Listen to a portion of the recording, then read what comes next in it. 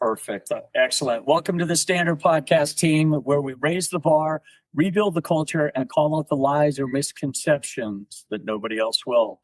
This isn't motivation. This is a movement. I'm Thomas Rowe, joined with my host, Aaron Sarles, and today we're sitting down with Hugo Maynard, a speaker and podcast host who grew up in poverty and learned what real success comes from understanding yourself and living your truth. Hugo's journey is one of resilience and self-discovery. Growing up without a father figure, he faced obstacles that have defined him. That could have defined him. Instead, he learned through trial and error, found his voice, and built life that is authentically his own. Now, through his podcast, he helps listeners do the same.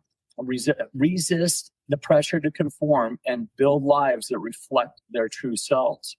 Hugo, also a lifelong basketball lover who played for Winston-Salem State and had an honor in representing the U.S. Virgin Islands Olympic team in the 2003 Tournament of America. His athletic journey taught him lessons about identity, perseverance, and what it means to compete at the highest levels while still staying true to yourself and who you are. Today, Hugo shares his unfiltered truth about growing up in poverty, finding identity without a father figure, and building authentic success through understanding yourself and living your true values.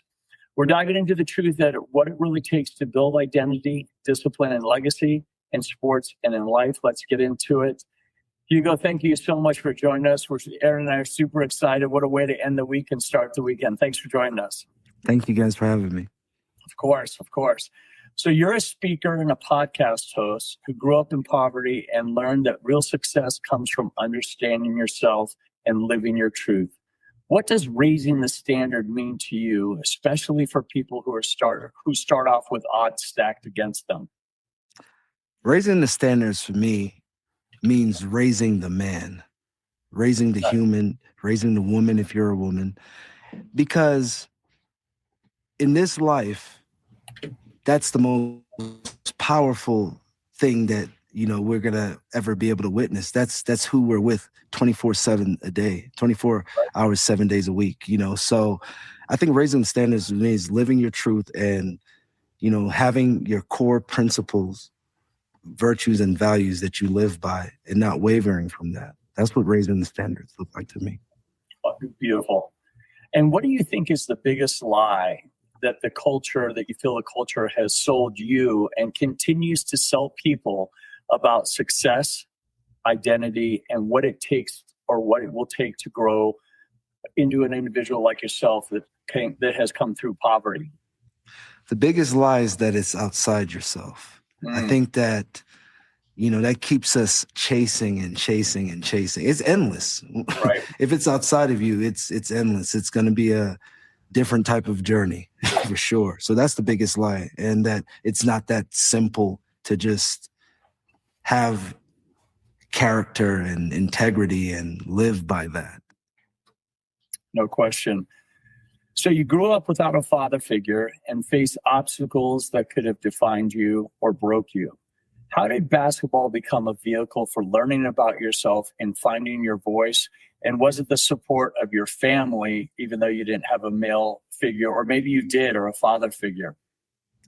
I think that I'm blessed to have grown up in an era where coaches were father figures for us, and they were pillars of the community. My coach introduced me to basketball on a high level in terms of training. So with training, that built the character that I need. I remember my coach being in the gym alone, and he said, "It's what you do when no one's looking." Right. That's what really matters. So those were the figures that we had, and we were fortunate enough to have. And so yeah. I love it. That's perfect. With that, I'm going to turn it over to Erin, and she's going to get into who is Hugo through identity and legacy. Erin, take it away. Great. I'm so excited to be on this podcast today with both of you. So I want you to share with our audience, Hugo, obviously you've played college basketball at Winston-Salem State. You represented the U.S. Virgin Islands Olympic team in the 2003 Tournament of Americas. But beyond basketball and all of your achievements, who is Hugo? I would say, I would say that I'm a man who lives his truth, a family man. So I really believe in that, and so I'm pretty boring because I just live off the virtues of, justice, truth, wisdom. I keep it very, very simple because the longer that I've gone in life, I realize this is very simple. You have a tribe, you have a family, and you do everything to protect that. And protecting that means growing them every day, which means as a human being, I have to grow every day in different capacities. Yeah, that's so beautiful. I mean, I love that. Continue that thought. Yeah, I think that on the journey, like I alluded to earlier, you think that everything is outside of you. And then you get to a certain level of success and you realize I have to keep performing. And this performance is not even who I am. I'm not a basketball player. I'm not an entrepreneur. I'm not like, I'm going to die and I'm going to be my son's dad. I'm going to be my daughter's dad. And, those are the things that became more important to me as I went on. And I realized that no amount of success ever made me calm until I was good with myself. And to become good with myself, I had to become what I practice. You could put on a show for anything that's outside of you, but that show cannot last and it will not go on. And everything that you do in the dark will come out to light, even if it's at your funeral. So, those are the things that really made me start thinking about, okay, so like, who are you and what are you going to be and what matters?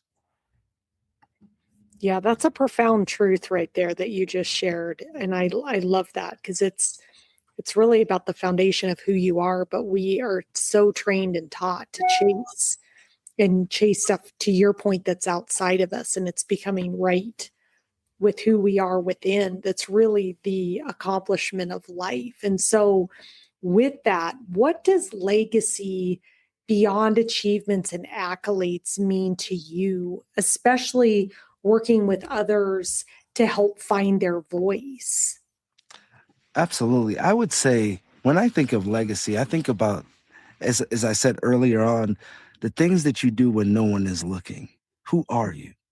That's going to be your legacy. The accolades and the titles and all of those things, they won't live on. And even if they did, to who? Like, that's not going to matter. Like I hear people all the time, in passing, man, a guy tells another person, your dad was a great baseball player. And the son is like, didn't even matter to him. That's not what I know of him, And so when I think about what's gonna matter, the defining qualities that matters to who we are as a human being, it goes back to the day-to-day conversations we have, how we treat people, not when we got to show up in front of 20,000 people and put on the mask, but who are we all the time? It's such a travesty. I see people who children hate them, but then the world loves them. Mm-hmm. You got it mixed up. You're walking by your spouse with your face poked out to get to work to be everybody's hero. No, I'm going to be the hero in my house, in my skin, every single second of the day. That's what I'm going to practice being a hero of. I love that. I love that. We need that. Everybody needs that message, I think, especially today. I think that's so important. And I love that your podcast is about sharing unfiltered truth. What separates people who live authentically from those who spend their lives trying to be what others expect or pleasing other people? What's the cost of conformity that most people do not see? It's one of the most expensive things. I would say the cost of conformity, you give up peace, you give up freedom, you give up originality. And like I said, you cannot be fake your whole life. We're gonna, I'm telling you, we'll get to the funeral and that's when everything will come out. If it hasn't already, and there's no hiding here. And I think that's why we see, unfortunately, people who have reached the optimal levels of success and then they take their lives. Or you see the lives starts to unshamble in front of us because all that external success do for us is put us on a bigger platform. We all struggle from the same basic things. And I'll go into this too. I started looking at what makes a human being functional. So we're born as a baby. What do we need? We need to be held. We need to be fed. We want to be loved. How do we get away from that? Mm-hmm. And we get far away from that. And the hugs and the food turns into money and people flattering you. Mm-hmm. Your mom doesn't flatter you when you're born. That's real love. And we get out of that into something that's extremely unnatural. And then now our lives go on this dive of unnatural things. And there's Mm-hmm. no recovery for that. And of course, you're going to be sitting in a mansion thoroughly hating yourself. Yep. Yeah. That's so profound. And it's so true. And it's that returning to ourselves that I think we're all trying to unlearn. So with that, what's one truth that you wish every young person or athlete really understood about building identity and finding their voice? I wish that every athlete would understand to truly love themselves, appreciate themselves, and to do what they want to do. Don't be influenced by, what's cool for your parents or what's cool for the culture or it's not sustainable.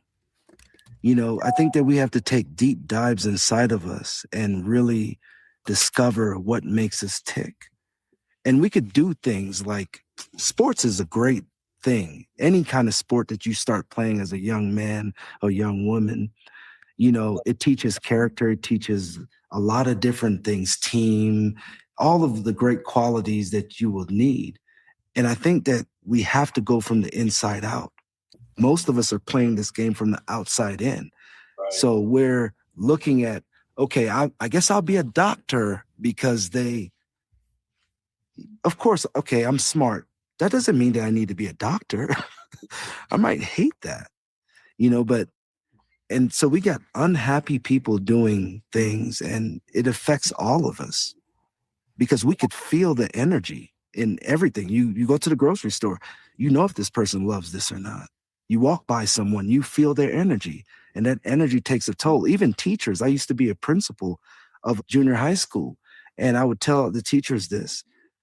You shouldn't be teaching because your husband moved here and he's stationed here and you just need a job. You're affecting someone that doesn't even want to come here. These kids, when they show up and they don't want to be here or they just come here to eat, your attitude and how you are is going to dictate how they feel about these things. So I think that it goes back to putting ourselves together first so that, because we all affect each other.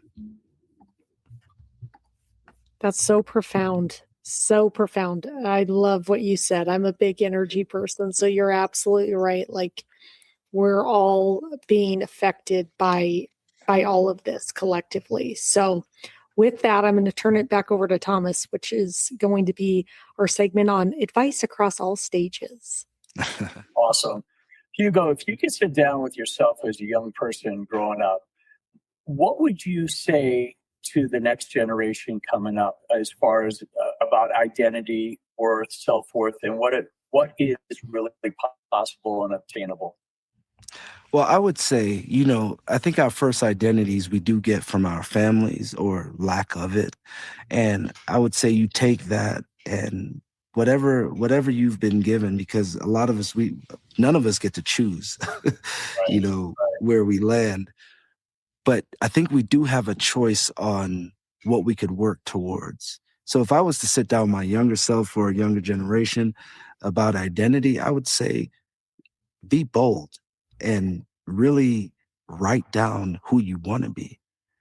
I did that. I started when I was younger, I did this be, do, have list. And the attributes that were on the list that I wrote down that I wanted to be, I don't think I was any of them. I wasn't a dad. I was a broke, struggling guy coming out of college. So I started writing down and painting this picture of who I wanted to be. Sure. And I would tell them, stop listening to anyone outside of you that's not really in tune with you or themselves. We have to really start looking at people and how they treat themselves. You're not nice to yourself, so why are you speaking on my life?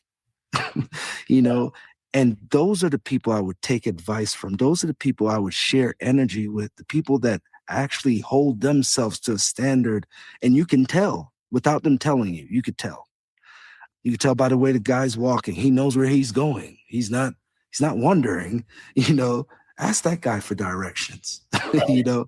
So that's what I would do. I would have a collection of people like that I would piggyback off of. And then I would also use my own imagination on who I wanted to be. Because at some point, if you don't have the right guidance, it's going to be trial and error. And even with the right guidance, it's still trial and error in a sense. For sure. You're just more guided. For sure. So when it comes down to identity, you and I growing up playing sports, we didn't have social media. We couldn't post all of our highlights. And do you feel like social media has given young athletes a false sense of identity? And what advice would you give them about the pressure of social media trying to define and find out who you are and what is your true identity? I would tell them, again, that's something that's outside of them. It's a great tool to have if you're growing up in this generation, but it might not. You need to use it to benefit you. I think the problem with social media is not it within itself. I think it's this idea of me trying to be something. Right. You're trying to attract something and you might not be what you're trying to attract. That might just be the in thing at the time. So you're doing a TikTok dance. You're not a dancer. You're just looking for attention. And I think that with true identity, we fill our own cups first. Right. And then we realize, okay, I am a basketball player. I want to attend the University of Michigan to play basketball. So my highlights and even the people that I choose to follow might be alums and people surrounding that. You use the tool for your benefit because it's a beautiful tool. Right. It's the same thing with money. A lot of people get hung up on it, but as far as I checked, money's been dead for a long time. And I don't think it makes any decisions. But I'm not sure, but I have not seen it make any decisions. Usually it takes a living being to move and to have intentions but the paper itself, it doesn't even move unless the wind blows. Right. And you help people through your podcast and speaking and resist the pressure to conform. For someone who's been living according to others' expectations, how do they start the process of finding their true, authentic voice? You first of all, you got to be very, very truthful with yourself, and it's one of the hardest things. I've been through it, and it was one of the hardest things. And you have to be able to. In my situation, I had to go into solitude because I tell you one thing: there's not a crowd of people raising their hand to testify. Right. Usually you got to go to court and be forced to testify. Well, I wanted to create my own court within my own life. And I said, you're just going to have to be truthful because you cannot get anywhere without the truth, Right. you know, or you're going to be veering off in places you don't need to go because you're creating these stories. So you sit down and your basis is, this is where I'm at. I know it's ugly. This is who I am. And you build from there, you know, so, and I think that's the character piece, that's the integrity piece. And you can't have any of those things without living the brutal, harsh truth. And it's so simple at times because there's a saying that I live by. A lie always has to be dressed. The truth can walk naked. But if you look at it, the lie has to put on makeup. It has to dress up. No doubt. No doubt. That's true. That is so true. You touched on it earlier, and this is something that I try to emphasize with my clients or with our clients as far as athletes go. And it doesn't matter if you're a young man or woman. How important is a mentor to young athletes, whether it's upperclassmen or whether it's a coach or maybe it's a priest or somebody at your church? But how important is a mentor, and how did this mentor come into your life and change your life? Mentor is pivotal. I mean, we are we have to learn from people. There's no way around it. No one raises themselves from their own bootstraps. Without Coach Wigfall, my sophomore year in high school, locking me in the gym, something he probably could never do today, and shutting the water off, and pushing me to reach depths within myself that I didn't know. Without that summer, without him being so hard on me, and by the way, he then would pick me up on Sundays and take me to church. So these are the character of those guys. These guys were heroes, right? You know, and without those, I don't know where you end up. And now I'm looking at it, everything is so monetarily driven. And you see where some people are ending up with that, because the coaches don't have all the same intentions, nor do they have the same integrity. That's why I was very attracted to the Standard, because that's what we're talking about. We're talking about bringing that back. 100%. That being said, we're going to turn it over to Aaron, which is segment 4, which is the rapid fire round. Aaron, take it away.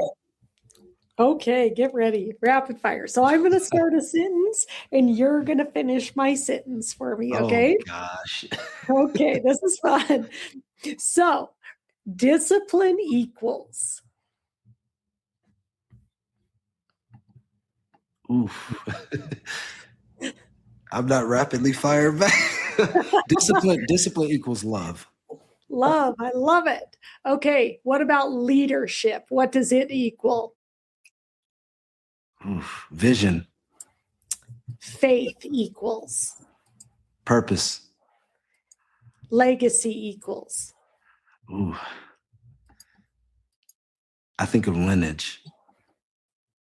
Okay, what about, now I've lost, what is one thing you would never compromise on? Oh, my integrity, my character.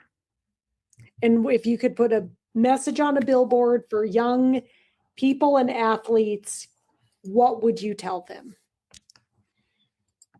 I would say, live your truth and practice better habits. I love it. Live your truth. Okay, Thomas, now it's your turn again. Awesome, Hugo.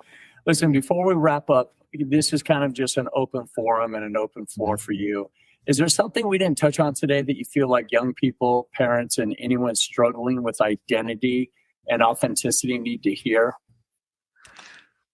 I think that, again, it goes back to the core values of what you guys talk about, you know, character. And I think that when I think of character, I think of something unchanging, you know, so it's not the way you shoot a shot. It's the way you show up to practice. You know, it's the way you show up for your teammates. That's the thing that's unchanging, you know, and I think that I just want to make sure that people understand the distinction between when you talk about character and integrity, because you're going to evolve and you might shoot your shot a little different. That has nothing to do with character. It has to do with how the intensity, your intentions behind the things that you're doing and where you really want to go. And just the other thing I would say is really, no one's really watching you. Right. So you should live your life like no one's watching. There you go. And who are you going to be? No doubt. So last question before we get into how people can get a hold of you. You played basketball. Let's say basketball was taken away from you. What sport would Hugo have gravitated toward? Okay, I got to tell you this quick. So I was really good at soccer and baseball. There you go. Okay. I quit those things because I could not play basketball. They actually wrote an article on this when I was in college. So I quit those things because I lived in the Bay Area at the time and I could not play basketball. And for some reason, I was like, well, why am I getting teased? Because I can't play basketball. That's amazing. That is. So, you know what? Before I let you go, I'm going to ask you, how important do you think it is for young athletes to play multiple sports? And how long should they play multiple sports? And when should they zero in on one specific sport? I think playing multiple sports is so important because, Right. Especially at a young age, you never know what you're going to be great at, and you don't know what you love until you have access to it. So I think that they should definitely try it. The decision to go into one sport, you have to follow your heart. And Right. I think that our heart will never, if we don't listen to our heart, it'll stop talking, or at least it'll get so quiet we can't hear it. So Sure. I think that you got to keep that open, and whatever you truly love going to work with every day, that's at that point you will know when it's time for you to give up. And if you're just good at everything, then I don't know. Yeah. You're not, You know? You need to pick another sport if you're just good at everything, or you're That's just true. Because then you won't build too much character and stuff. You need some That's right. diversity. Yeah, that's really where characters forge, right? In losses and struggle, and in just trying to pick up something new. I mean, we all talk about it. Like, I don't play guitar, but if I started guitar today, I would suck, right? But if I kept at it every day, every week, every month, in a year, I'd be an incredible guitar player. And that's what we try to tell young athletes about their sport as well as their character, because you got to get the reps. It's a perishable skill, right? And it's a trait that you've got to develop. Hugo, where can people get a hold of you, whether it's an email or a website or your social media handles? Where are the best place for people to reach out? Oh, absolutely. On Instagram, is Hugo X and then red REDD _ unfiltered. So there, and then if the website www.polaroppositelife.com. Nice. Awesome, team. Definitely reach out. Again, that's Hugo X Red, HUGOXREDD _ unfiltered. Listen, Hugo, thank you so much for taking the time at the end of the week here on a Friday. Great way to end the week for us, and hopefully for you too, and kick off the weekend.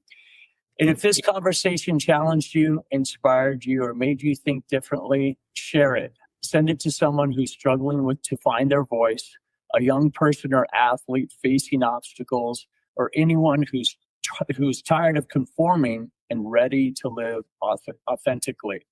This is the Standard Podcast. And Hugo, tell us what your podcast is.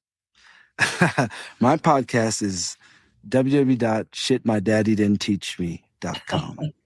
So it's very humorous at the same time, but it's been fun though. Awesome. I love it. So team, definitely reach out to him on either his handle or his webcast, or with his podcast or his website.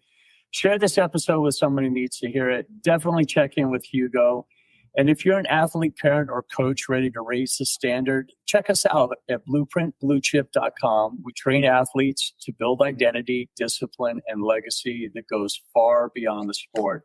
Again, team, this is a Standard Podcast, and this movement only grows when we raise the standard together. Talent fades, but truth endures. Let's raise the bar rebuild the culture, and become the standard. Hugo, Aaron, thank you so much. We'll see you team next time. Thanks again. Have a great weekend.